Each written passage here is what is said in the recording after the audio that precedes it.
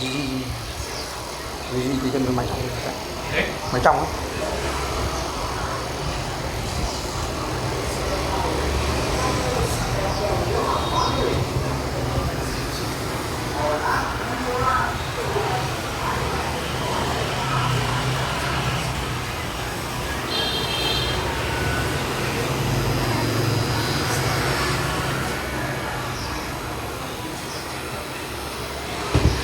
Buổi chiều chỉ còn lại một mình, lệ vẫn trên người mình.